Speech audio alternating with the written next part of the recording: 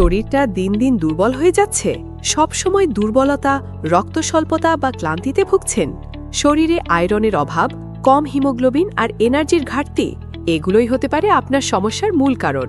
এই সমস্যার সহজ সমাধান ন্যাচারাল বিটরুট পাউডার। এটি সম্পূর্ণ কেমিক্যাল মুক্ত, সতেজ এবং বিএসটিআই অনুমোদিত।